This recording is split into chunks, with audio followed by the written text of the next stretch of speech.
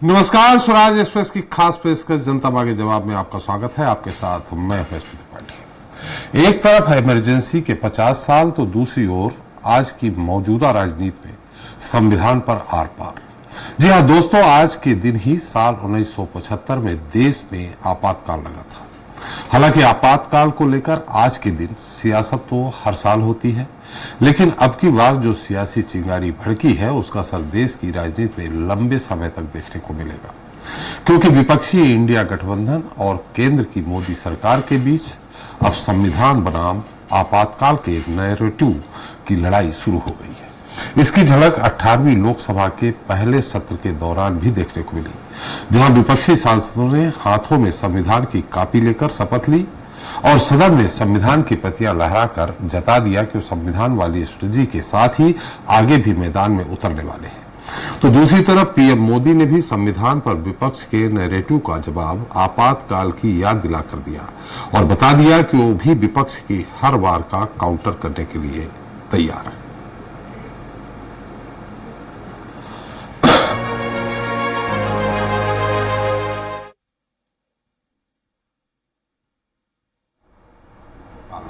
सियासत में नया उबाल।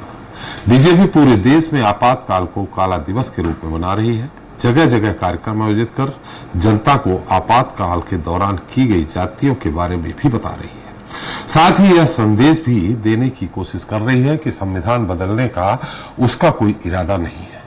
दरअसल बीजेपी इसके जरिए विपक्ष के खतरे में संविधान वाले मुद्दे का मुकाबला आपातकाल से करने की कोशिश कर रही है, तो दूसरी तरफ विपक्ष देश में वर्तमान में अघोषित आपातकाल जैसी स्थिति बता रही है। किसका मुद्दा जनता के बीच में प्रभावी होगा और किसका नहीं, इस पर हम विस्तार से चर्चा करेंगे, लेकिन उसके पहले देख लेते हैं हमारी ये खास रिपोर्ट। संविधान का सवाल, आपातकाल पर सियासी बवाल। जी हां, देश में 25 जून 1975 को लगाई गई इमरजेंसी की 50वीं वर्षी पर देश में नया सियासी घमासान शुरू हो गया है। सत्ताधारी दल बीजेपी इसे पूरे देश में काला दिवस के रूप में मना रही है। इमरजेंसी के विरोध में मध्य प्रदेश से लेकर छत्तीसगढ़ और उत्तर प्रदेश समेत देश भर में बीजेपी ने अलग अलग कार्यक्रमों का आयोजन किया और जनता को आपातकाल के दौरान की गई ज्यादतियों के बारे में याद दिलाई। वहीं आपातकाल को लेकर पीएम मोदी ने भी सोशल मीडिया पर पोस्ट कर कांग्रेस पर जमकर हमला बोला। पीएम ने इमरजेंसी को लोकतंत्र का काला अध्याय बताते हुए कहा कि आपातकाल के जरिए संविधान को रौंदने वाली कांग्रेस को संविधान के प्रति प्रेम के इजहार का कोई अधिकार नहीं है। सत्ता पर काबिज रहने के लिए तत्कालीन कांग्रेस सरकार ने हर लोकतांत्रिक सिद्धांत की अवहेलना की और देश को जेल खाना बना दिया। भारत की नई पीढ़ी ये कभी नहीं भूलेगी। आपातकाल का काला दिवस भारतीय जनता पार्टी सभी जिला मुख्यालयों में मना रही है। जिस प्रकार से संविधान को बंधक बनाने का काम इंदिरा गांधी ने किया था, आपातकाल लगाकर 21 महीने जिस प्रकार से लोगों के नागरिक अधिकारों का हनन करके तानाशाही दिखाई थी, हजारों लोगों को जेल के अंदर डालने का काम, न्यायपालिका, मीडिया, सबकी स्वतंत्रता का हनन करने का काम और देश के लोगों को प्रताड़ित करने का काम कांग्रेस पार्टी इंदिरा गांधी की सरकार ने किया था। वहीं दूसरी तरफ कांग्रेस बीजेपी द्वारा काला दिवस मनाए जाने को लेकर आक्रामक नजर आ रही है। विपक्ष का कहना है कि वर्तमान में देश में अघोषित इमरजेंसी लागू है, केंद्रीय एजेंसियों का दुरुपयोग हो रहा है। और इंदिरा जी में इतनी साहस थी, उन्होंने घोषित किया। गलत था सही था, इतिहास उसके परीक्षण कर रहे हैं। और लेकिन अभी जो 10 साल की जो सरकार है वो तो अघोषित इमरजेंसी है। चाहे वो मीडिया हो, चाहे वो राजनीतिक दल हो, चाहे वो किसान हो, कोई भी वर्ग हो, यदि सरकार से सवाल पूछे तो उसके खिलाफ कार्रवाई हो रही है, उसको जेल भेजा जा रहा है। कुल मिलाकर विपक्षी इंडिया गठबंधन और बीजेपी के बीच अब संविधान बनाम आपातकाल के नैरेटिव की जंग छिड़ी है, क्योंकि लोकसभा चुनाव में विपक्षी गठबंधन ने अपने पूरे चुनावी कैंपेन के दौरान खतरे में संविधान का मुद्दा खूब उछाला और भाजपा को तगड़ा नुकसान पहुंचाया। वहीं बीजेपी इस बात से भली भांति वाकिफ है कि अगर उसने विपक्ष के इस नैरेटिव का जवाब नहीं दिया तो उसे यूपी में होने वाले आगामी उपचुनाव और हरियाणा, महाराष्ट्र समेत अन्य प्रदेशों के विधानसभा चुनाव में भी नुकसान हो सकता है। यही वजह है कि बीजेपी विपक्ष के संविधान के नैरेटिव का काउंटर इमरजेंसी के जरिए करने की कोशिश कर रही है। मयंक शुक्ला, स्वराज एक्सप्रेस, भोपाल। तो इस मुद्दे पर चर्चा करने के लिए हमारे साथ स्टूडियो में मौजूद हैं खास मेहमान शैलेंद्र शर्मा जी हैं, बीजेपी नेता। शैलेंद्र जी, आपका बहुत बहुत स्वागत है। तपन भौमिक जी मीसाबंदी हैं, हमारे साथ जल्द ही जुड़ेंगे भोपाल से। अभय नारायण कांग्रेस प्रवक्ता है रायपुर से। अभय जी, आपका भी बहुत स्वागत है। सच्चिदानंद उपाध्याय जी हैं मीसाबंदी रायपुर से, आपका भी स्वागत है। और शिल्पी चौधरी जी सपा नेता लखनऊ से हमारे साथ जल्द ही जुड़ेंगे। शैलेंद्र जी, एक बड़ा छोटा सा सवाल है मीसाबंदी को लेकर। निश्चित तौर पर आप लोगों का आरोप हमेशा रहा है कि संविधान पे उन्होंने एक तरह से कब्जा कर लिया और आपातकाल काला दिवस, लेकिन आपातकाल के दौरान कुछ चीजें अच्छी भी हुई थी, शायद आप उसको मानेंगे।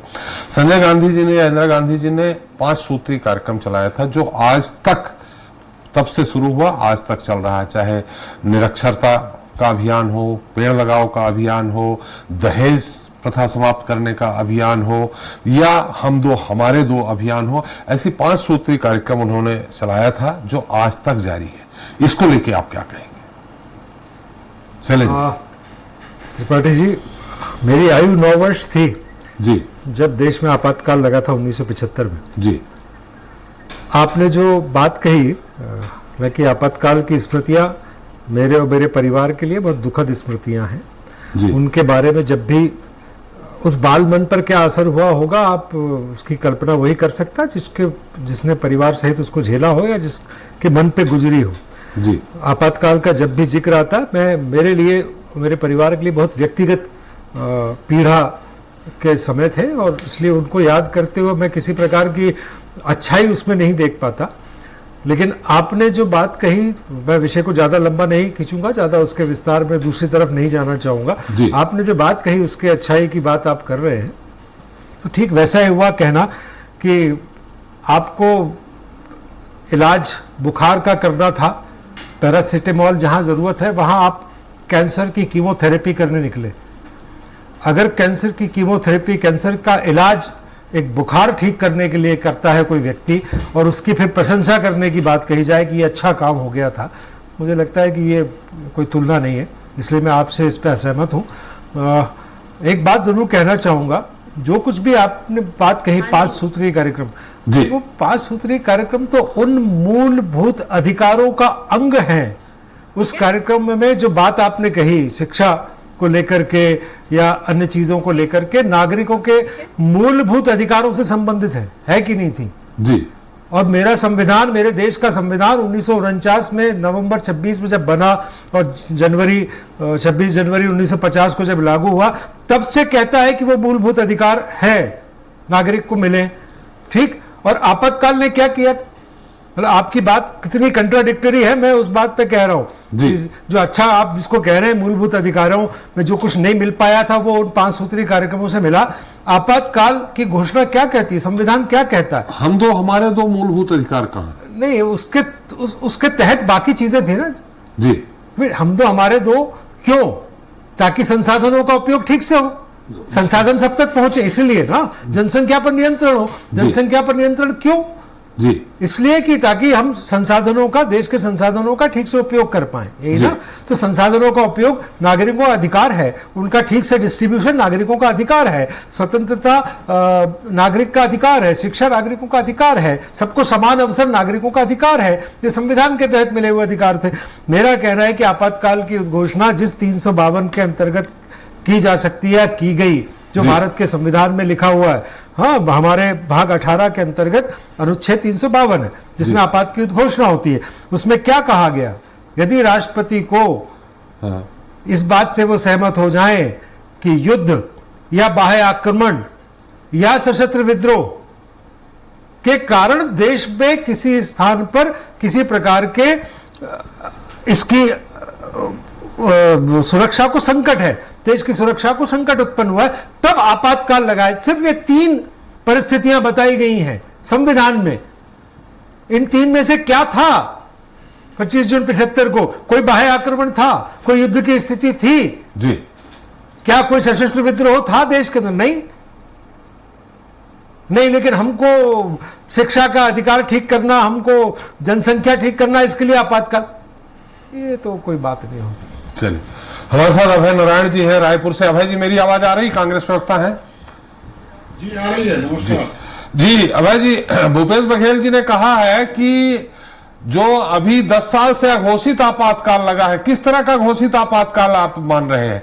और जो आपातकाल इंदिरा जी ने लगाया था उस दौरान, जैसा शैलेंद्र शर्मा जी ने कहा कि 3 कारणों पे आपातकाल लगा सकते हैं सिर्फ, वो उनमें से 3 कारण कोई परिलक्षित नहीं हो रहा था। त्रिपाठी जी, सबसे पहले तो शैलेंद्र शर्मा जी ने अपनी पीड़ा बताई, और निश्चित रूप से जो व्यक्ति किसी चीज को भोगा रहता है उसको पीड़ा होती है जी। इमरजेंसी में गिरफ्तारियां हुई थी और लोगों की पीड़ा हुई जी। लेकिन कोई शासन कर रहा है, शासक है, वो भी इंदिरा गांधी तरीके शासक, वो अचानक आपातकाल क्यों लगाएगा? जी। शैलेंद्र शर्मा जी इतिहास पढ़ेंगे कि आपातकाल के पहले देश की क्या स्थितियां थी। मैंने खूब पढ़ा हुआ है, आप पढ़ के आइए। मुझसे आपातकाल के इतिहास पर कोई बात नहीं करें तो अच्छा है, मैंने सब पढ़ा है और भोगा है। चलो शैलेंद्र जी, ना बिल्कुल, ये इतिहास पढ़ के आइए। मुझे बता रहे हैं आपातकाल के विषय में इतिहास। शैलेंद्र जी, आपके अब बहुत दूर बैठे हैं रायपुर में, उनकी बात आ जाए फिर मैं आपके पास बैठे हैं जी। शैलेंद्र जी, लोकतंत्र में सुनना भी एक काम है जी। अगर मैंने आपको सुना और आपके बीच में नहीं बोला और आपकी पीड़ा से अपनी सहमति जताई, इसका मतलब ये नहीं कि आप मुझे नहीं सुनना चाहेंगे। नहीं, आपको सुनना चाहूंगा, बिल्कुल शैलेंद्र जी बहुत सम्मान से सुनना चाहूंगा, लेकिन इस मामले में कुछ गलत बयानी ना करें। चल शैलेंद्र, सम्मान से सुनना चाहूंगा, पूरे सम्मान से कह रहा हूं। आप लोग दूर दूर बैठे हैं, इसलिए उनकी बात पूरी आ जाए, आप कहेंगे मैं फिर आपके पास चला आऊंगा। आपका समय में आप बोलिएगा, मेरे समय में मैं बोल रहा हूँ। और मुझे जो आज के इस डिबेट में जी, इनके इस डिबेट का जो शीर्षक है आपातकाल के 50 साल जी, उस पर बात करने के लिए मुझे बुलाया गया है। जी जी जी, आप बात करिए। आपातकाल जिन परिस्थितियों में लगा, वो जी। परिस्थितियां देश में छुपी हुई नहीं थी। जी लोग पुलिस को विद्रोह करने बोल रहे थे, सेना को विद्रोह करने बोल रहे थे, सत्ता से हटाना उद्देश्य था, वो परिस्थितियां उत्पन्न हुई। फिर भी मैं एक बात कांग्रेस की ओर से भी जो भूपेश बघेल जी ने कहा, जी। हमारे देश के नेता कह रहे हैं, मल्लिकार्जुन खड़गे हमारे राष्ट्रीय अध्यक्ष, उन्होंने भी आज कहा कि एक तो 50 साल नहीं हुआ है, 49 साल हुआ है, और इतनी जल्दी थी मोदी जी को कि उनको 50 साल दिख गया। जी। कल 18वीं लोकसभा का सत्र के पहला दिन था, पहला उनका भाषण था, कुछ विकास की बातें करते, 18वीं लोकसभा की बातें करते, लेकिन उनको तो कांग्रेस के खिलाफ बोलने के लिए एक मुद्दा है, इतिहास तो आपातकाल, तो आपातकाल पे आ गए। अब मैं आता हूँ 10 साल के आपातकाल पे।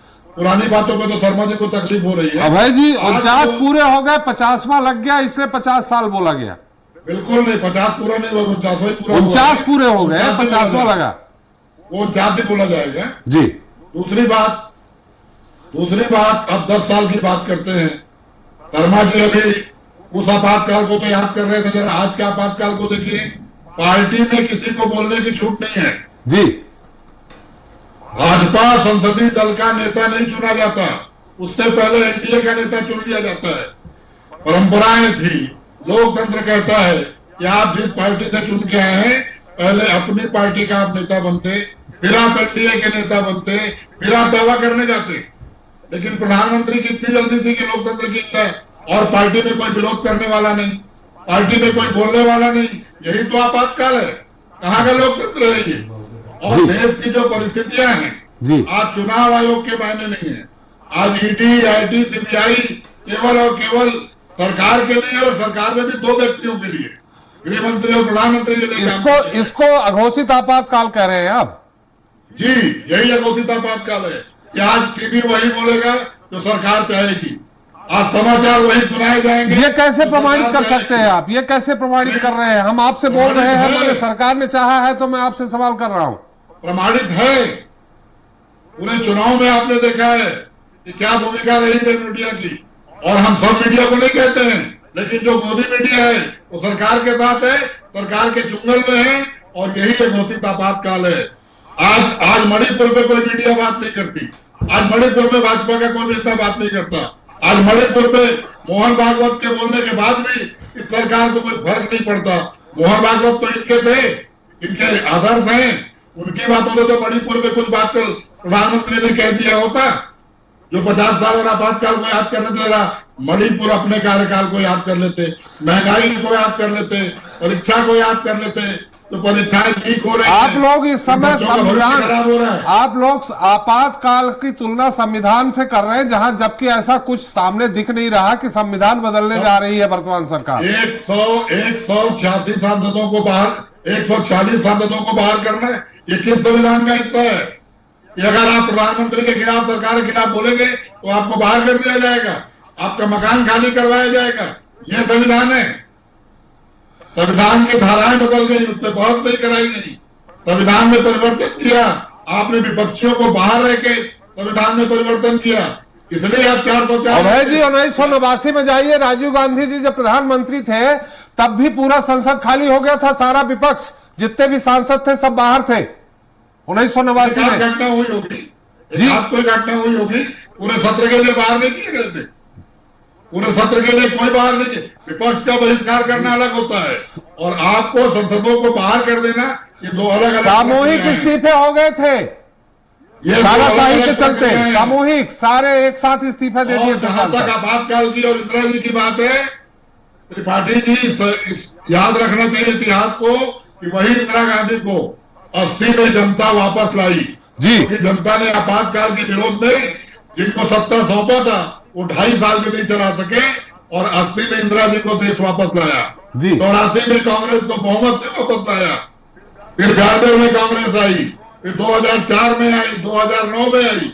अब किस 50 साल की आप बात कर रहे हैं? फिर 50 सालों में लेकिन मोदी जी की हैट्रिक लग गई, कांग्रेस को और इंदिरा जी की पार्टी को बारंबार वापस लाया और आज भी कांग्रेस विपक्ष है। देखिए नेहरू जी लगातार 3 बार सत्ता में आए थे, उसके बाद मोदी जी ही हैं जो लगातार 3 बार सत्ता में आए। देखिए तानाशाह का 3 बार आना और लोकतंत्र में 3 बार जीत के आना, दोनों में बहुत अंतर है। चलिए अभय जी, मैं आपके अभय जी फिर से आऊंगा निश्चित ही। संविधान को लेकर आरोप नहीं लगा। अभय जी निश्चित आपके पास पार्टियों में कितना सम्मान करते थे वो विपक्ष के लोग जानते हैं। अभय जी मैं आपके पास फिर से आऊंगा, अभी हमारे साथ मेहमान हैं, हम उनके भी सवाल सुन लेते हैं, उनके जवाब सुन लेते हैं, फिर आपके पास फिर से आएंगे। निश्चित तौर पे आप अकेले ही हैं जिनको जवाब देना है, शायद शिल्पी जी आपका सपोर्ट करें। सच्चिदानंद जी, इमरजेंसी के दौरान आप भी जेल में थे, क्या आपके ऊपर चार्ज लगाया गया था? देखिए, मैं 18 वर्ष का नौजवान था, बीकॉम प्रथम वर्ष का विद्यार्थी था जी। मैं अखिल भारतीय विद्यार्थी परिषद का कार्यकर्ता था, राष्ट्रीय स्वयंसेवक संघ का स्वयंसेवक था जी। जिस प्रकार से गिरफ्तारियां हुई थी जी, लोगों को घर से उठाकर बिना कारण बताए जेल की सीखचों में डाल दिया गया था, किसी परिवार के मुखिया को डाल दिया गया, किसी के काम करने वाले एकमात्र को डाल दिया गया, किसी परिवार के 4-4 सदस्यों को गिरफ्तार करके डाल दिया गया। और उन सब को मुझे बर्दाश्त नहीं हुआ कि ये जिस प्रकार का तानाशाही रवैया चल रहा है कि अखबारों में भी कुछ नहीं छप रहा है, अखबारों की आज़ादी छीन ली गई है जी। तो मैंने केवल रायपुर की सड़कों पर निकलकर मेरे 2 साथियों के साथ कि इंदिरा तेरी तानाशाही नहीं चलेगी, आपातकाल हटाना होगा, गिरफ्तार लोगों को रिहा करो, भारत माता की जय और वंदे मातरम, यही तो नारे लगाए थे मैंने। ये नारे लगाने का मेरे को मूलभूत अधिकार है, संविधान में अधिकार है, मेरा नैतिक अधिकार है। मुझे जो है मूलभूत अधिकारों में ये मेरी स्वतंत्रता है जी कि मैं ये नारे लगा सकता हूँ जी। उन नारे को लगाने का मैंने अपराध क्या किया? कोई मेरे को चार्जशीट नहीं दी गई, कोई मेरे खिलाफ चालान नहीं पेश किया गया, कोई मेरे खिलाफ थाने में रिपोर्ट नहीं दर्ज की गई, कोई मेरे को वकील लगाने का अवसर नहीं दिया गया, कोई मेरे को जमानत करने का अवसर नहीं दिया गया। सीधा मीसा का कानून लगाकर, और जिसकी कोई अवधि नहीं थी कि मुझे पता नहीं था कि मैं ताजीवन जेल से छूटूंगा या नहीं छूटूंगा। अरे सामान्य चोरी करने वाले को भी पता रहता है कि मैं 3 महीने में बाहर आ जाऊंगा, मर्डर करने वाले को पता रहता है कि मैं इतने समय तक बाहर आ जाऊंगा। लेकिन हमने ऐसा क्या अपराध किया था? ऐसे अनेक नौजवान, मेरे तो 3 भाई हम जेल में थे, क्या अपराध किया था हम 3 भाइयों ने, जो कि 3 भाइयों को अलग अलग जेल में 19 महीने तक मिलने नहीं दिया गया? उस माता का के पर क्या गुजरी होगी जिसके 3 बेटे जेल में, पिताजी को पति को ट्रांसफर करके मध्य भारत भेज दिया गया? जी क्या किया था हमने, इसका जवाब कांग्रेसी क्यों नहीं देते हैं? क्या चलिए संविधान में ये प्रावधान था क्या उस समय? आपने सारे प्रावधानों को खत्म कर दिया।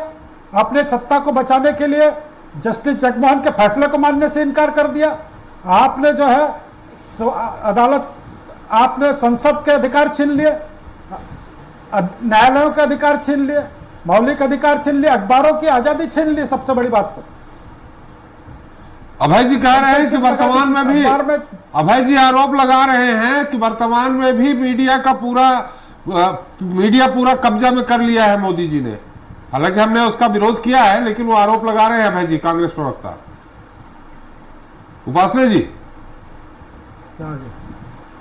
मैंने बताया, मीडिया आज तो मीडिया में जितने आरोप ये लगाते हैं, कांग्रेस के लोग स्वतंत्र होकर जितनी बातें कर रहे हैं, मुख्यमंत्री को चोर कहते हैं, गालियां देते हैं, आज इनको सारे अधिकार प्राप्त है, सड़कों पर सब प्रकार की बातें करते हैं। आज केवल ये चोरी करने वाला तो कहेगा ही कि मैं चोर नहीं हूं। आज इन्होंने सारे प्रकार के देश में जिस प्रकार से झूठ फैलाया है, चुनाव में जिस प्रकार से संविधान की बात की है, अरे यही तो कांग्रेस पार्टी थी जिसने 90 बार राज्यों की सरकारों को भंग करके राष्ट्रपति शासन लगाया अपने निहित स्वार्थों के चलते। यही कांग्रेस पार्टी की सरकारें थी जिसने जो है अपने अधिकारों के लिए जो है वहां संविधान में 83 बार संशोधन किए।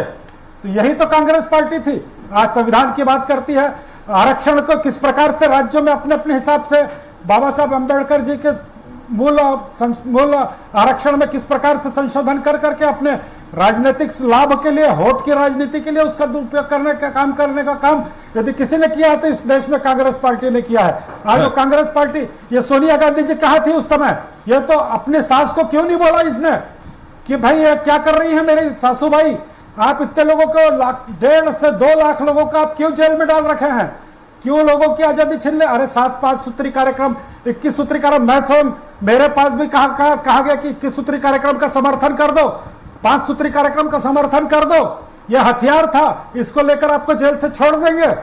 इस प्रकार का वातावरण निर्माण करके कि आप लोगों को जेल से छुड़ाने का अस्त्र जो है 21 सूत्री और 5 सूत्री कार्यक्रम कि जिस पर हस्ताक्षर कर दो तो आपको जेल से छोड़ दिया जाएगा। चलिए, ये बात कांग्रेस पार्टी ने इस देश में एक गलत, जी देश को ये भुलाने वाला इतिहास नहीं है। ये आजादी की दूसरी लड़ाई थी, एक अंग्रेजों से लड़ी गई, एक कांग्रेसियों से लड़ी गई। जी चलिए, आज किस मुंह से ये संविधान की बात करते हैं, ये उनको पहले बताना पड़ेगा। बिल्कुल सही, बताएं कि आपातकाल सही था, आज तक क्यों माफी नहीं मांगी आपातकाल के लिए? जी सच्चिदानंद जी, हम आपके पास फिर से आते हैं। शिल्पी जी, मेरी आवाज आ रही है आपको? शिल्पी जी, आपातकाल को लेके आपकी क्या विचारधारा, सही था गलत था? नहीं, देखिए असंवैधानिक था और गलत। तो जिन लोगों ने असंवैधानिक किया जिस पार्टी ने, उसका आप साथ दे रही हैं आज? परिस्थितियां तब कुछ और थी और अब कुछ और थी। जी, हम उन परिस्थितियों के आधार पर आज तक जो तब माननीय स्वर्गीय इंदिरा गांधी जी ने किया था, आज वो नरेंद्र मोदी जी कर रहे हैं। जी, अभी मेरे से पूर्व वक्ता जो बातें कह रहे हैं जी, मैं इनको बता दूं कि 2020 में मुझे भी ऐसे ही सिर्फ ये पूछने थे कि सरकारी संरक्षण गृह में माइनर बच्चियां, नाबालिग बच्चियां गर्भवती कैसे हो गईं? मुझे गिरफ्तार करके कोरोना काल में जेल में डाला गया था। क्या ये तानाशाही नहीं है? जी, मैं सवाल किसके लिए कर रही थी? जनता के लिए तो कर रही थी। मीडिया की बात आप कहते हैं, आप मीडिया से हैं, आप कह सकते हैं कि आप लोग गलत आरोप लगा रहे हैं, लेकिन हम जानते हैं कि मीडिया विपक्ष की कोई खबर लाता ही नहीं है फ्रंट पे। ये तो जनता ने चुनाव लड़ा है इस बार और मीडिया मजबूर हुआ है, मीडिया के घुटने छिल गए हैं इस बार। और आपने देखा होगा कि आप लोगों को तो छोड़ दीजिए, जो ईमानदार पत्रकार हैं, कितने पत्रकारों को, बड़े बड़े चैनल के पत्रकारों को जनता ने दौड़ा दिया। ये क्यों हुआ? ये अघोषित आपातकाल की स्थिति है जी। न जाने कितने युवा तिहाड़ में बंद हैं, यूएपीए लगा करके आपने उनको बंद कर दिया, आप उनकी जिंदगी खराब कर रहे हैं। उमर खालिद को 4 साल हो चुके हैं जेल में। क्या ये अघोषित इमरजेंसी नहीं है? जी, आपके पास क्या आधार है? उन्हें गलत कह के खुद को सही कहने का आधार आपके पास भी नहीं है जी। अगर तब गलती हुई थी तो अब भी गलती हुई है और हो रही है। जी। Absolute power corrupt absolutely. Modi ji वही कर रहे थे। वो तो अब उनकी गाड़ी का फ्यूज थोड़ा गड़बड़ा गया है, थोड़े चक्कों में ग्रीसिंग कम हो गई है और विपक्ष मजबूती से उनके सामने आके खड़ा हो गया है। तो ये नहीं कहा जा सकता कि आप अब उनका साथ क्यों दे रहे हैं। जी। एक पॉलिटिशियन के तौर पे इंदिरा जी ने अपना काम किया और वही काम आज माननीय नरेंद्र मोदी जी कर रहे हैं। तो मतलब पॉलिटिशियन के तौर पे अगर इंदिरा जी ने, नरेंद्र मोदी जी गलत कर रहे हैं तो इंदिरा जी ने भी गलत किया था ना। बिल्कुल बिल्कुल बिल्कुल। मैंने तो अपनी शुरुआत ही इससे करी है कि इमरजेंसी गलत थी। जी चलिए, लोकतंत्र में इमरजेंसी का कोई स्थान नहीं होता। जी। और संविधान में भी जो प्रावधान हैं, जैसा कि एक वक्ता ने कहा, अगर उस तरीके के दशाएं नहीं बन रही थी तो असंवैधानिक तो था ही आपातकाल। जी चलिए, बिसाबंदी जो थे उसमें तो जैसा अभी सच्चिदानंद जी ने कहा कि 18 साल के थे तीनों भाइयों को एक साथ, शैलेंद्र जी ने कहा कि 9 साल के हम थे, उनके पिताजी को अंदर डाल दिया गया, कारण नहीं बताया गया। वो कष्ट और अभी के कष्ट में थोड़ा अंतर आपको नहीं देख रहे? आप ठीक है, मान रहे, आपने कहा कि कई लोगों को जेल में डाल दिया, आप कुछ कोरोना काल के दौरान जेल में डाल दिया, आपने पूछा कि जो नाबालिग लड़कियां गर्भवती कैसे हो गई संप्रेक्षण गृह में, तो ये पूछा, ये ठीक है कुछ लोगों के साथ हुआ, लेकिन वहां तो मौत में 1.5-2 लाख लोगों के साथ हुआ। नहीं, मैं आपसे क्या कह रही हूँ जी। कि एक इमरजेंसी का कलंक इस देश पर है, वो दबाव है, नरेंद्र मोदी घोषित नहीं कर रहे हैं। जी। न जाने कितने युवा जेल में ठूस दिए गए हैं जो निर्दोष हैं। ये तो 19 महीने में ही परेशान हो गए। उनसे पूछिए जो मिले ही नहीं, जो 4 साल से तिहाड़ में बंद हैं, जिसने भाजपा के आगे घुटने टेक दिए उसको तो इन्होंने छोड़ दिया। जी। और जिन्होंने कहा कि हम गलत नहीं हैं, हम कहीं भी गलत नहीं है, हम मानवाधिकार की बात कर रहे हैं, ऐसे न जाने कितने युवाओं की जिंदगी ये लोग तबाह कर रहे हैं। बस घोषणा नहीं हुई है। और आपको बता दूं, लखनऊ में महात्मा गांधी की प्रतिमा पर कोई व्यक्ति आज नहीं जा सकता। पूछिए इस सरकार से कि क्यों नहीं जा सकता। क्या मतलब? वो हमारे राष्ट्रपिता हैं। क्यों नहीं जा सकता, आप बताइए। पुलिस लगी है, क्योंकि वहां पर हम में से कोई भी, एक सामान्य नागरिक समेत जितनी राजनीतिक पार्टियां थी, वो सब अपने जो धरने करते थे, शांतिपूर्ण प्रदर्शन करते थे, वो बापू की छाया में करते थे। जीपीओ पे, हजरतगंज चौराहे पे वो प्रतिमा लगी है और माननीय योगी आदित्यनाथ जी ने ये पूरा 7वां साल चल रहा है कि उस मूर्ति पर किसी का फटकना बंद कर दिया है। वहां पे हर समय जगह पे धरना प्रदर्शन ना करे, ये बंद किया है ना। हाँ, ये अरे आप ये बताइए, मार्ग अवरोध हो जाता था, मार्ग अवरोध हो जाता था, ये कारण नहीं नहीं नहीं नहीं नहीं नहीं, मार्ग अवरोध कभी नहीं होता था। वो पार्क एकदम किनारे है, एकदम किनारे, कुछ नहीं होता था। सिर्फ ये लोग धरना प्रदर्शन होने नहीं देना चाहते। तो ये क्या लोकतंत्र की बात करते हैं, ये क्या दुहाई दे रहे हैं? चलिए शिल्पी जी, आज लोकतंत्र का हनन कैसे हो रहा है ये हम लोग झेल रहे हैं ना। बिल्कुल, हम आपके पास फिर से आते हैं, अभी और भी बहुत सारे। तपन भौमिक जी हमारे साथ हैं। तपन जी, आप देर से आए, आपका बहुत बहुत स्वागत है हमारे इस खास कार्यक्रम में। निश्चित तौर पे हम इमरजेंसी के, आप भी अंदर रहे हैं, कितने साल रहे हैं आप, क्या कारण रहा है, कौन से चार्ज लगाया गया? जैसे सच्चिदानंद जी ने कहा कि उन्होंने सड़क पर निकल के उन्होंने नारे लगाए थे कि इंदिरा तेरा तानाशाही नहीं चलेगी, वंदे मातरम, इस तरह के कई। आपके साथ क्या हुआ था तपन जी? देखिए, सबसे पहले तो मैं सबको नमस्कार कर रहा हूँ जी। देर से आने के लिए मैं क्षमा याचना करता हूँ जी। मेरे सामने कांग्रेस के 2 प्रवक्ता हैं जी। और इसमें से जो लखनऊ से हमारे साथ जुड़ी हैं, शिल्पी जी, इनका तो जन्म नहीं हुआ था। जी। तो जन्म नहीं हुआ तो तुम चुपचाप बैठो। तो मेरा जन्म 12 दिन पहले हुआ था। दूसरा, आपको बता दूं, मैं 1975 में ही पैदा हुआ। दूसरा जो अभय जी है, अभय जी को इमरजेंसी के बारे में कुछ भी नहीं मालूम, पर कोई बात नहीं, चूंकि कांग्रेस के इसलिए आपने बुला लिया। जी। सच्चिदानंद जी हो, मैं हूं, शैलेंद्र जी है और आप हैं। जी। 1975, गौर से सुनिए इसको जी। 1975 में इलाहाबाद हाई कोर्ट ने इंदिरा गांधी के चुनाव को अवैध घोषित किया। जस्टिस सिन्हा ने जी कि आपका चुनाव अवैध है, तो वो सांसद नहीं रह पाएंगी, इसलिए प्रधानमंत्री नहीं रह पाएंगी। उसी समय रात के 12 बजे फकीरुद्दीन अली अहमद से दस्तखत करवा के सारे भारत के ऊपर इमरजेंसी लाद दी गई। अरे कितना बड़ा अत्याचार है ये प्रजातंत्र में, ये जिसका प्रायश्चित नहीं है, बाकी सब पापों का प्रायश्चित है। लेकिन इस पाप का कोई प्रायश्चित नहीं है। आगे 2 मिनट और सुन लीजिए जी। रातों रात इमरजेंसी लगाकर उन्होंने कहा 5 बड़े आतंकवादी संगठन है। देखो तो सही आतंकवादी संगठन कौन कौन से, विश्व हिंदू परिषद, राष्ट्रीय स्वयंसेवक संघ, आनंद मार्ग, जमायती इस्लाम, जमायती उल उलेमा, जी, पूर्ण रूप से प्रतिबंधित कर दो भाई। उसके बाद सारे नेताओं को अंदर, जेल के अंदर, पूरे देश को जेल बना दिया। सच्चिदानंद जी कह रहे थे कि हमने आंदोलन किया। मैंने जब भोपाल के सड़क पे स्कूल से, हम लोग मात्र 16.5 साल के थे, और हमने जब आंदोलन किया तो हमको, मैं एक चीज और बता रहा हूं, अंग्रेजों ने जो अत्याचार नहीं किया वो अत्याचार इनने किया। क्यों किया? खुदीराम बोस पकड़ा गए, उनके ऊपर आरोप लगा, उनकी सुनवाई हुई, कोर्ट में पेशी हुई, बाद में फांसी की सजा हुई। लेकिन हमारे समय पे कोई दलील नहीं, कोई वकील नहीं, बंदी प्रत्यक्षीकरण नहीं, हैबियस कॉर्पस नहीं, सारे बंद। कब तक के लिए जाओगे मेरे भाई? 2 साल, 4 साल, 6 साल। सच्चिदानंद जी कह रहे थे मुर्गा चोर जी है 6 महीने में छूटता है। अरे अगर मर्डर भी कर दो तो 15 साल में छूटेगा, लेकिन हमको मालूम नहीं थी कि कब छूटेंगे। इलेक्शन हुआ 21 मार्च 1977, दोबारा इस देश के अंदर प्रजातंत्र का सूरज हुआ। भाई साहब त्रिपाठी जी, हम लोग काले अंधेरे कुएं में थे। अंधेरे कुएं में मोमबत्ती जलती है ना तो सूरज जैसे प्रकाश दिखता है। फिर से जो है 21 मार्च 1977 में शिवराज सिंह चौहान 11वीं का स्टूडेंट इसी भोपाल में, उसको घर से पकड़ करके कहने लगे तू बहुत बड़ा नेता बन रहा है। उसकी उम्र कितनी थी? 16.5 साल। मेरे साथ ही 11वीं में पढ़ते थे। पुलिस ने 52 लठ दिए, 52 क्या आतंकवादी थे वो। उसके बाद उनको जेल में ले जाया गया।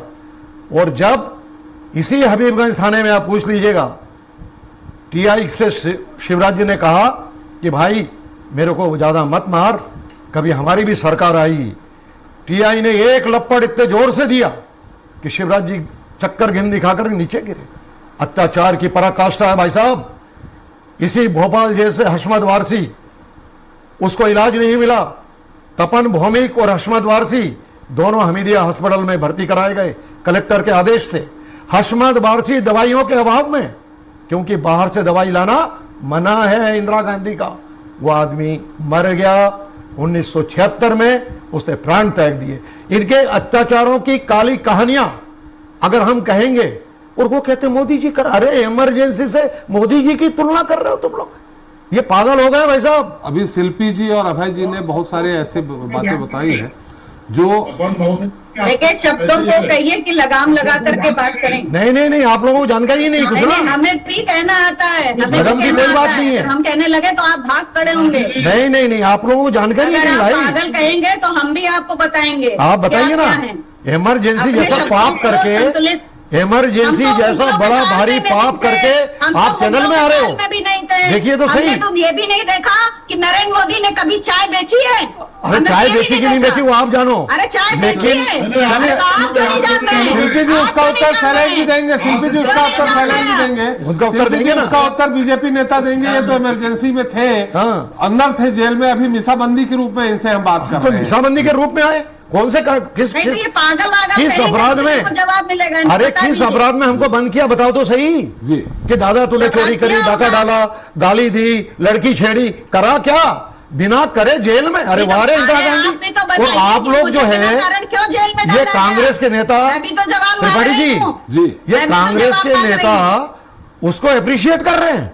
किसको अप्रिशिएट कर रहे हैं? इमरजेंसी को। अरे वारे वाह, काला कानून। उस काला कानून के अंदर यह भी नहीं कहा गया बिना चार्जशीट के कोई वकील नहीं कर सकोगे। पत्रकारों की जान ले ली गई। 127 पत्रकारों को जेल में डाला। 3 पत्रकार भोपाल जेल में थे जी। क्यों थे भाई?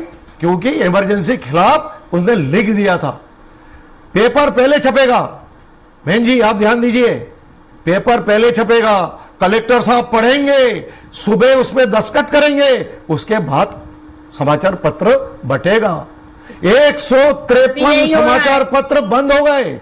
उनके दरवाजे आज बंद भी कर दिए यही हो गए। रहा है। अरे वारे सूचना प्रजातंत्र, विभाग और हम यही कह रहे हैं कि करता है। प्रजातंत्र के ऊपर आप लोग उत्तर बोलने आए प्रदेश का हो। सूचना आप लोग विभाग भैया यही कर रहा है। शिल्पी जी, मैं आपके पास आ रहा त्रिपाठी हूं, जी, आपको पूरा समय दूंगा। त्रिपाठी जी, ये बहुत साहसी लोग अरे हैं जो आप तपन जी, बता रहे हैं जो इतना बड़ा वही पाप हो करके रहा चैनल है। में आ शिल्पी गए। जी, मैं आपके पास आऊंगा। डिक्लेरेशन नहीं हुआ है। तपन जी अपनी बात पूरी करें जल्दी से। मेरा कहना केवल इतना ही है, इमरजेंसी हिंदुस्तान के पटल पर और प्रजातंत्र के ऊपर एक काला धब्बा है, ये कभी नहीं भुलाया जाएगा और इसका कोई प्रायश्चित नहीं है। मेरे पास पूरा रिकॉर्ड है, कौन से प्रांत से कितने लोग गए, जेल में कितने मरे, कितने पत्रकार थे, कौन कौन था, ये सब हम लोगों को अच्छे से जानकारी है और इनको भी जानकारी है जो आए हैं। मैं इनके हिम्मत की दाद दे रहा हूं। इतना बड़ा पाप करने के बाद फिर भी चैनल पे आके खड़े होकर के और वो गर्व से कह रहे हैं कि हाँ इमरजेंसी तो लगी थी। तो वो आज की अघोषित इमरजेंसी की बात कर रहे हैं। तपन जी, आता हूं मैं आपके पास। शैलेंद्र जी, आप अभय जी बात कह रहे थे। अभय जी, आ रहा हूं आपके पास। आप उनका उत्तर देना चाह रहे थे शैलेंद्र जी, लेकिन उन्होंने आरोप लगाया अघोषित 10 साल से अघोषित इमरजेंसी लगी हुई है। शिल्पी जी ने कुछ उदाहरण भी दिए हैं कि अभी बंद है, कई लोगों से मिलने नहीं दिया जा रहा। वो अपना खुद का बता रहे हैं कि कोरोना के दौरान उन्होंने कुछ आवाज उठाई थी जिससे वो अंदर हो गए थे। ऐसे तमाम बातें हैं। शैलेंद्र जी, त्रिपाठी जी, मैं चूंकि जो विषय है इमरजेंसी के 50 साल और आज हम भारतीय जनता पार्टी पूरे देश में आज से नहीं जी, जब से आपातकाल हुआ 77 के बाद से, जब 1980 में भाजपा का गठन हुआ, पुनर्गठन, उसके बाद से लेकर के आज तक हर वर्ष हम भारतीय जनता पार्टी के बैनर से 25 जून को काला दिवस के रूप में, लेकिन इस साल कुछ ज्यादा ही तरीके से मना रहे हैं। हर वर्ष वो राजनीति में माना जा रहा है, वो संविधान को लेके आपको अगर आड़े हाथों लिया जा रहा है आपकी पार्टी को, तो आप उसका प्रत्युत्तर आप आपातकाल से दे रहे हैं। नहीं, अब मैंने कहा ना प्रतिवर्ष मनाते है ना, और आज से नहीं। 1980 भारतीय जनता पार्टी के गठन के वर्ष से प्रतिवर्ष हमारे कार्यक्रमों का एक नियमित कार्यक्रम है। 25 जून को हम काला दिवस के रूप में मनाते हैं। इस वर्ष चूंकि जैसा आपने प्रारंभ में कहा, आपने लिखा है 49 वर्ष पूर्ण हुए, ये 50वां उस काले अध्याय का वर्ष है, इसलिए कार्यक्रम पार्टी के पब्लिक में फोरम पर ज्यादा हो रहे हैं और ये हमारा अधिकार है। ठीक है, जैसे आज भले ही कुछ भी कहे माननीय शिल्पी जी, अभय जी, अधिकार है और अधिकार से वो अपनी बात कह रहे हैं। और चैनल पर ये लाइव जा रही है ना त्रिपाठी जी? जी, लाइव चल रहा है, जा रही है ना। हाँ। उसके बाद भी कह रहे हैं कि अघोषित आपातकाल। मुझे कुछ नहीं कहना, उनको कहने का अधिकार है, वो कहे लाइव, वो कुछ भी बोल रहे हैं, ये अधिकार है और ये होना चाहिए, ये सबको होना चाहिए। यही इस देश की खूबसूरती है और यही तो हम कह रहे हैं कि ये अधिकार भी छीन लिए गए थे। लाइव तो छोड़िए, आप आज लाइव बैठे हैं, जो चाहे वो कह सकते हैं, ये तो छोड़ दीजिए। लाइव नहीं, रिकॉर्डेड भी नहीं प्रसारित हो सकता था। त्रिपाठी जी, आप जानते हैं इस बात को जी। तो ये बात कह देना ठीक है, एक राजनीतिक स्टेटमेंट हो सकता है कि अघोषित आपातकाल, लेकिन मैं गंभीर, आपने विषय गंभीर रखा, मैं बहुत गंभीरता से जितने भी पैनल में लोग बैठे सबसे एक बात कहना चाहूंगा। हम राजनीतिक बयान मैं भी कह सकता हूं, आपको जो कहना कहें, स्वतंत्रता है आपको, लेकिन विषय के लिए कम से कम विषय को पढ़ें। ठीक जी, भारत के संविधान में आपात अनुबंध, ये जो भाग 18 आपात अनुबंध, इसको पढ़ें तो सही। उसमें लिखा कि आपातकाल किसको कहे, आप अघोषित भी कहो या घोषित कहो, भाई आपातकाल तो वही होगा ना जो संविधान में कहा गया, क्या लिखा है उसमें। ठीक, इतना पढ़ें और उसका चर्चा करें, चर्चा में आए, अच्छा लगेगा सबको, जनता को भी फायदा, सब बात करेंगे। जो मैंने शुरुआत में बात कही थी, शिल्पी जी ने कहा बिल्कुल वैसे कोई हालात नहीं थे, वो उससे सहमत हुई कि हाँ वो गलत था। आज की स्थिति उन्होंने कहा कि आज भी वही है। आज कौन से युद्ध के हालात हैं? नहीं है आज किसी प्रकार की हालत। बता रही हूँ, एक मिनट, जी, आ रहा हूं शिल्पी जी आपके पास आऊंगा, फिर से आऊंगा। सुना है आप जी, आप जी। और फिर आपने कहा घोषित आपातकाल। भाई आपातकाल जो अनुबंध है संविधान में, जो लिखा है आपात अनुबंध, उसके तहत आपातकाल किसको कहेंगे? उसी को कहेंगे ना, या आप जो कहेंगे उसको कहेंगे आपातकाल? उसमें लिखा है आपात अनुबंध के तहत संविधान के भाग 3, जिसके अंतर्गत नागरिक अधिकारों का वर्णन है, ठीक, उन अनुबंधों, उन जितने आर्टिकल्स हैं, उन सब का निबंधन होगा, उनको सस्पेंड किया जाता है। भाग 3 के अंदर दिए गए नागरिक अधिकारों का पूरी तरीके से उनको सस्पेंड किया। आज कौन सा आपका पहला नागरिक अधिकार, स्वतंत्रता का स्वतंत्र अधिकार, आप बोल रहे हैं, लाइव जा रहे हैं, जिंदा है ना अधिकार, कहां हुआ बंद? आपको बिना कारण बताए, बिना न्यायिक अधिकार दिए। भाई आपने अभी उदाहरण दिया कि आपको किसी कारण से निरुद्ध किया गया लखनऊ में, लेकिन आपके पास अधिकार वकील के माध्यम से अदालत जाने का, जमानत की याचिका करने का, उसको अदालत में चैलेंज करने का अधिकार तो था, और आपने किया भी होगा। मुझे आपको अधिकार होगा कि आपको एक एफआईआर या कोई प्रति मिली होगी, आप कोर्ट में गई होंगी। आपातकाल में ये सब कुछ नहीं था। जब हुआ 1975 में, किसी अदालत में किसी प्रकार के चैलेंज करने का अधिकार नहीं था, कोई जमानत का अधिकार नहीं था, और ये आपातकाल कहता, ऐसा तो नहीं है। तो कह देने भर से क्या होता? संविधान को पढ़िए, आपात अनुबंध क्या कहता है। वो स्थितियां देश में आज नहीं, कभी भी नहीं होंगी, अब नहीं हो सकती, क्योंकि आपातकाल 1975 जो हुआ था, उसके बाद लगातार भारतीय जनता पार्टी इसलिए काला दिवस मनाती है कि हर राजनेता को, हर राजनीतिक दल को, सार्वजनिक जीवन के हर व्यक्ति को यह याद रहे कि वो जो किया गया था वो पाप दोबारा करने की कोई हिम्मत ना करे। इसलिए और सिर्फ इसलिए हम काला दिवस मनाते हैं। अभय जी, शैलेंद्र जी ने बहुत उसकी व्याख्या की अच्छे से कि क्या कारण होता है, आपातकाल के क्या नियम है, क्या नहीं है, और संविधान में है आपात अनुबंध, मैं उसकी बात कर रहा हूं, उसी पर चर्चा की। जी, अब आप क्या कहेंगे अभय जी?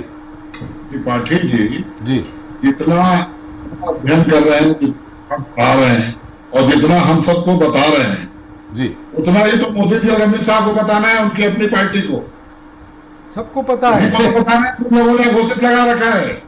ये विषय पे आके चर्चा करें अभय जी तो बेहतर होगा। तो जो वैधिक संस्थाएं हैं, विधिक संस्थाएं हैं, उन संस्थाओं की आज क्या भूमिका है? चुनाव आयोग के अध्यक्ष 1 साल पहले चुनाव आते हैं, वो छोड़ देते हैं पद, जिसका चयन होता है रातों रात नियम परिवर्तन करके उससे विपक्ष के नेता को नहीं चुना जाता, सर्वोच्च न्यायालय के न्यायाधीश को बाहर कर दिया जाता है। क्या परिस्थिति आई थी आपात, जब इस देश के सुप्रीम कोर्ट के 5 जज पत्रकार वार्ता कर अपनी बात कह रहे थे, जो सरकार को नहीं कह सकते, कह रहे थे पब्लिकली। तो सरकार क्या कहे सो थोड़ी कह रहे थे, तो अपने अंदरूनी उनकी बात थी, पब्लिकली कह रहे थे, जस्टिस ऑफ इंडिया के बारे में कुछ कह रहे थे, मीडिया दिखा रहा था। तो यही तो लोकतंत्र है, इसमें कहां अधिकार हो गया? आपातकाल घोषित आपातकाल था, या तो घोषित आपातकाल है, और इसकी बहुत लंबी व्याख्या है। ठीक है, हमारे जितने आज बड़े भाई बैठे हैं, अभी एक हमारे तपन दादा ने तो हमको पागल ही कह दिया, हम सब पागल है उनके लिए, हम यही लोकतंत्र है, तो हम सुन लेते हैं। सहने की और सुनने की क्षमता भी नहीं है कि अपनी बात को हम कैसे कहें। उन्होंने उम्र कह दिया कि अभय नारायण की क्या उम्र थी, हमारी मैडम बैठी है उनकी क्या उम्र थी। भाई साहब, 23 साल की उम्र में भगत सिंह ने हिंदुस्तान के 100 साल की व्याख्या कर दी थी कि आने वाला हिंदुस्तान कैसा होगा। क्रांतिकारी लोग थे, देश के लिए सोचते थे, देश के लिए काम करते थे, किसी विचारधारा के लिए और किसी पार्टी के लिए काम नहीं करते थे। आपातकाल में एक पार्टी और एक विचारधारा के काम करने वाले लोग जेल गए थे, कोई देश के लिए जेल नहीं गया था। रही बात, उस आपातकाल को हम कभी सराहना नहीं किए, उस आपातकाल के पक्ष में कभी खड़े नहीं। त्रिपाठी जी, मुझे एक मिनट अभय जी, एक मिनट रुकूंगा, अभय जी एक मिनट रुकेंगे, शैलेंद्र जी कोई सवाल उठा रहे हैं। गंभीर अभय जी, मुझे बहुत गंभीर आपत्ति इस विषय पर जी, जो उन्होंने कहा कि एक पार्टी एक विचारधारा के लोग जेल गए थे। आप बाबे जी, इसलिए मैंने निवेदन इसलिए किया था, कृपया विषय की जानकारी और अध्ययन करके आना चाहिए। कम्युनिस्ट पार्टी, एक मिनट, कम्युनिस्ट पार्टी, एक मिनट, अभय जी एक minute, Samajwadi party, communist party, कौन से दल थे जिसके सिर्फ और सिर्फ कांग्रेस छोड़ के हर दल, और न सिर्फ राजनीतिक दल, सामाजिक संगठनों के, मजदूर संगठनों के प्रमुख नेता जेल में थे। जमात इस्लामी। आप कैसी बात कर रहे हैं अभय जी? चलिए शैलेंद्र जी की बात है जी। अभय जी, आनंद मार्ग ने क्या किया था भाई?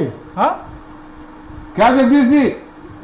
आनंद मार्ग, जी सचिदानंद जी नाम लिया, मैं उन आनंद मार्ग ने क्या किया था? जानकारी नहीं, राजनीतिक बयानबाजी। चलिए राजनीतिक तरह से राजनीतिक चर्चा कांग्रेसी छोड़ के सब अंदर, सर एक मिनट उनकी अभय जी की बात आ जाने दीजिए। अभय जी सबसे अनुरोध है, त्रिपाठी जी, सच्चिदानंद जी अभय जी की बात आ कांग्रेस जाने छोड़ दीजिए। के सारे अंदर तपन जी एक मिनट, अभय जी की पूरी बात आ जाए। जी अभय जी। अरे इतना अच्छा आपका आपातकाल था, आपातकाल है, इतना अच्छा आपके 21 सूत्री कार्यक्रम थे। उपासना जी आपके पास फिर आ जाऊंगा। शिल्पी जी भी कुछ कहना चाह रही है। उपासना जी, अभय जी की बात पूरी हो जाने दीजिए। अभय जी की बात पूरी हो जाए। जी अभय जी। अभय जी को तो कुछ मालूम नहीं है, अनाप शनाप बातें कर रहे हैं जबरदस्त। चलिए देखिए, पहले आपातकाल कहो तो सही। चलिए आप उनकी बात तो सुनिए, फिर आप बता दीजिएगा आपातकाल क्या था। जी अभय जी अपनी बात पूरी करें। जो कुछ आपातकाल में इन लोगों ने भोगा, जो कुछ आपातकाल में, ये तो अपराधी है आपातकाल के। आज अपनी पार्टी में तो बात करें। आज तो उनकी पार्टी का बात कर लगा है। आप भाजपा के होके भाजपा के नेताओं के खिलाफ आप बोल नहीं सकते, प्रधानमंत्री के मंत्री के खिलाफ आप बोल नहीं सकते। ये आप बात कर रही है क्या? आपकी कहाँ चले गई विचारधारा? जब बोल तो रहे आप बोल तो रहे हैं, मणिपुर चल रहा है, बेचारे आप बोलिए ना। अभी आप ये क्या घोषित आपातकाल है क्या? अरे आपकी बुद्धि पे तरस आता है, आपकी बुद्धि पे तरस आता है। किस प्रकार की बातें करते हैं आप जो बोल रहे हैं वो लाइव जा रहा है चैनल के माध्यम से, पूरा देश देख रहा है, और आप कह रहे हैं घोषित आपातकाल। अरे आपातकाल होता तो इसको यही एडिट कर दिया जाता, चुप कर दिया जाता, आपको घर में उठा दिया जाता। इंदिरा गांधी का आपातकाल होता तो अभी तक आपके यहाँ पुलिस पहुंच गई होती और आपको जेल में भेज दिया गया होता बिना कारण बताए, बिना कोई धारा के। इंदिरा जी का आपातकाल होटल वाले होता। अब घोड़ी वाले ने कह दिया, घोड़ी चलाने वाले ने कह दिया था, अरे घोड़ी चलाने वाले कह दिया था कि इंदिरा जी जैसे, त्रिपाठी जी एक मिनट उधर अभय जी और सच्चिदानंद जी की बात दोनों रायपुर में है, उसकी आपस में बात सुनिए। पार्टी के अंदर की बात अभय जी अलग बात है। पार्टी के अंदर की बात कभी इंदिरा जी के खिलाफ कही गई थी कांग्रेस में, तो कांग्रेस दो फाड़ हो गई थी। कांग्रेस हाउस बन गई थी, कांग्रेस आई बन गई थी, तो उस समय इंदिरा जी के खिलाफ भी कभी कुछ नहीं बोला जाता था कांग्रेस पार्टी के अंदर। लोगों में साहस था, लोग कहते थे लोकतांत्रिक थे। यहाँ तो लोकतांत्रिक लोग नहीं बचे।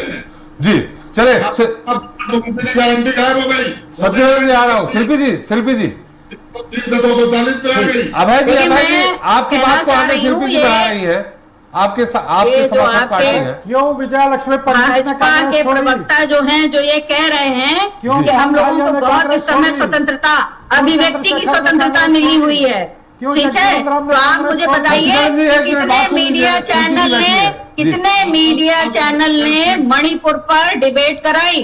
अगर आप ये कहते हैं अभिव्यक्ति की स्वतंत्रता है, अगर आप ये कहते हैं कि मीडिया पे आपका दबाव नहीं है, अगर आप ये कहते हैं कि हम लोग लाइव बात कर रहे हैं, लाखों लोग देख रहे हैं, तो मणिपुर की डिबेट, मणिपुर के मुद्दे को कितने मीडिया हाउसेस ने उठाया? मैं बाकी मीडिया हाउस की बात नहीं कर रहा हूँ, दूसरी बात, अरे मेरी बात और सुन लीजिए त्रिपाठी जी, एक बात और सुन लीजिए।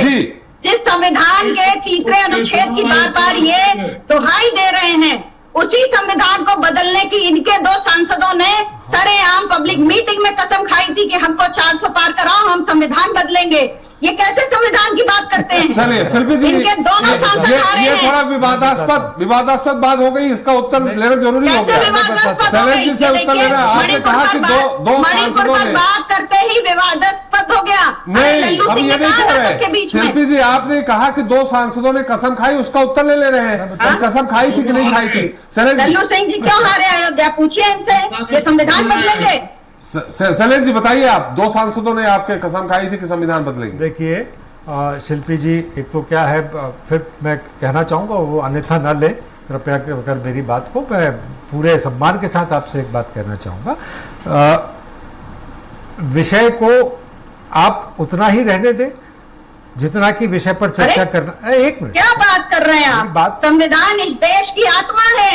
आपके सांसद जनता के चुने हुए प्रतिनिधि उसी पे कह रहा हूं, संविधान की कसम लेते हैं, वो कहते हैं हम संविधान बदल देंगे। नहीं, संविधान बदल देंगे ये चीज विपक्ष के द्वारा कही गई, वही हम जानना चाह रहे हैं। लेकिन क्या आप उनका नाम बता सकते हैं क्या, जिन 2 सांसदों ने कहा?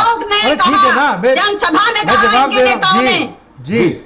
शिल्पी जी, मैंने कहा कि किसी भी वक्तव्य को, किसी भी बात को, जैसे आप जो कह रही हैं, आपने जो कहा उसको पूर्णता में अगर मैं नहीं लूंगा, आवाज नहीं आ रही। जी। अगर मैं आपकी बात को पूर्णता में नहीं लूंगा, आपके वक्तव्य को पूरा नहीं देख करके एक चीज पकड़ के जवाब दूंगा तो ठीक नहीं होगा। ठीक नहीं होगा ना, मैं आपकी बात को पूर्णता में जवाब दूं तब तो ठीक है। यही बात मैं आपसे कहना चाहता हूं, जरा इसको पूरे ध्यान से सुने, जो आपने कहा मैं उसी का जवाब दे रहा हूं, लेकिन उसको समझ के साथ सुनेंगे तो ठीक रहेगा, नहीं तो आप सिर्फ राजनीतिक नहीं, आप सुना दीजिए, बात सुना दीजिए, हम सुनने के बाद तय करेंगे। अरे बोल रहा हूं, आप सुना दीजिए। तो आप बोलने तो दें जी जी। अरे इतनी देर से आप ही बोल रहे हैं। जी सरन मैं तो बोल ही नहीं रही हूं। सरन जी वो बात पूरी बता दें। दो सांसदों ने आपके जो कही, दो सांसदों ने संविधान बदलना, पहली बात तो ये जो शब्द प्रयोग बार बार ये किए जा रहे हैं, संविधान बदलना, संविधान बदलना, संविधान में किसी भी प्रकार के संशोधन के लिए जी, संविधान संशोधन किस प्रकार से हो सकता है इसका हमारे संविधान में जिक्र है।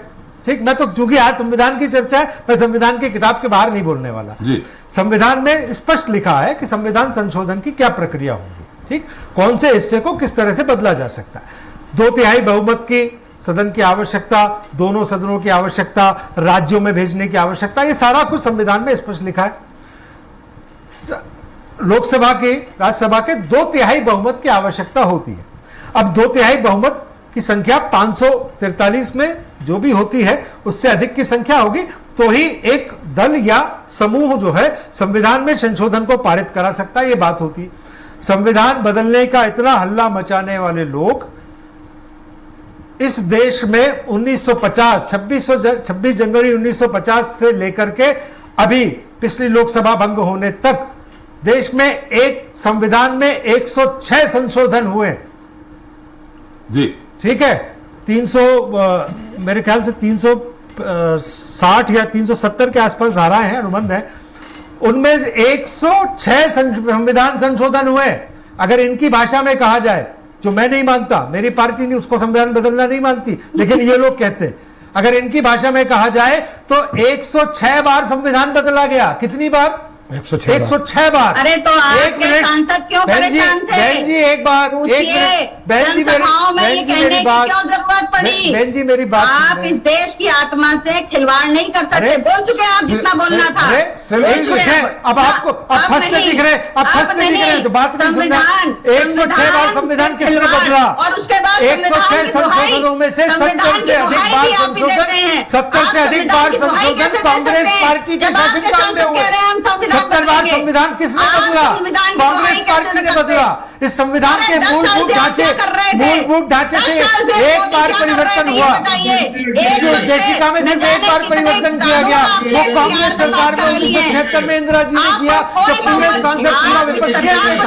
संविधान किसने बदला? आप इस सरकार 106 बार में से 70 बार संविधान किसने बदला? वाली पार्टी जो दावा अरे करती किसने है बदला संविधान? संविधान बदला 70 बार कांग्रेस पार्टी ने, कांग्रेस पार्टी के शासनकाल में, आपकी पार्टी में। और आप बात, अब जब बात संविधान बदलने की पोल खुल रही है तो बोल नहीं देना।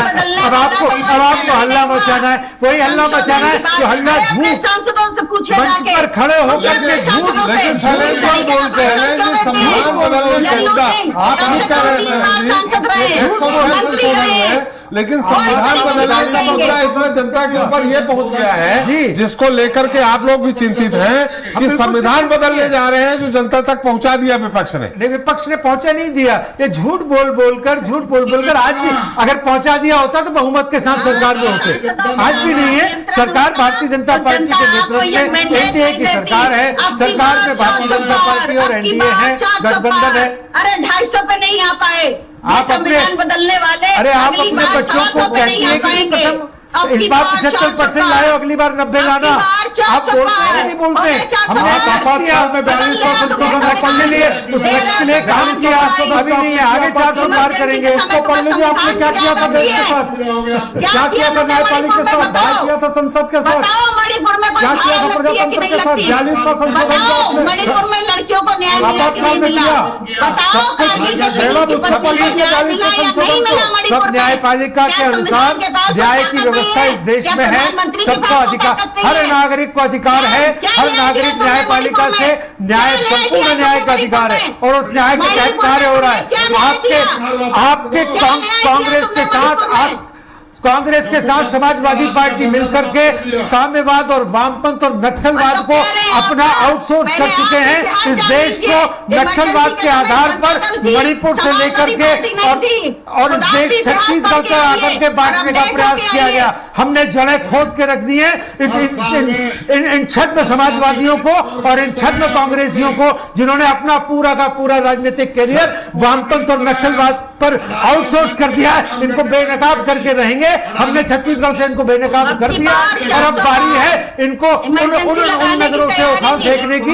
इनको उखाड़ फेंक दिया जाएगा। आपको पता नहीं है शिल्पी जी, आप किस नक्सलवाद पर आपका पूरी पार्टी, आपकी पूरी पार्टी का नेतृत्व किस अर्बन नक्सलवाद के गिरवी रखा गया, आपको पता नहीं, एहसास नहीं है। समय हमारा समाप्त हो गया है, माफ करिएगा। कुछ नहीं पता, ये मुद्दा आगे फिर से हम उठाएंगे। मणिपुर पे क्या हुआ? शिल्पी जी बताइए, कोई प्रावधान है? त्रिपाठी जी, शिल्पी जी, समय हमारा त्रिपाठी जी, चलते चलते इनसे ये पूछिए जी कि जो लोग 21 महीने जेल में थे बिना कारण के, उनके लिए इनका क्या कहना है, ये पूछो। चलिए वो उन्होंने पहले बता दिया। उन्होंने कहा है कि संवैधानिक था पूरी तरह से। अभय जी ने जरूर बात कही, शिल्पी जी ने कहा संवैधानिक था। वो उन्होंने ये बताया कि निश्चित तौर पे उस समय 9 महीने की थी। खैर, समय हमारा समाप्त हो गया है। बहुत बहुत धन्यवाद शैलेश जी आपका, तपन जी आपका, अभय जी आपका, सच्चिदानंद जी आपका और शिल्पी जी आपका हमारे साथ चर्चा में शरीक होने के लिए और भाग लेने के लिए, अपना अमूल्य समय देने के लिए। तो आज हमने चर्चा की आपातकाल के 50 साल और उस पर जारी सियासी घमासान की। दरअसल विपक्षी इंडिया गठबंधन लोकसभा चुनाव में खतरे में संविधान का मुद्दा बनाकर ही भाजपा को 10 साल बाद बहुमत पाने से रोकने में कामयाब रहा। कहीं न कहीं बीजेपी भी इस बात को जानती है कि विपक्ष के संविधान वाले नैरेटिव के चलते ही उत्तर प्रदेश समेत कई राज्यों में उसका बड़ा वोट बैंक उसे छिटका गया। यही वजह है कि बीजेपी अब विपक्ष के संविधान वाले मुद्दे के काट के तौर पर आपातकाल का मुद्दा जोर शोर से उछाल रही है। साथ ही आपातकाल की कड़वी यादें लोगों के जेहन में फिर से जिंदा कर ये संदेश देने की कोशिश कर रही है कि संविधान का राग आलापने वाली पार्टी ने ही 50 साल पहले संविधान को बुरी तरह से रौंदने का काम किया था। बहरहाल आज इतना ही। नमस्कार।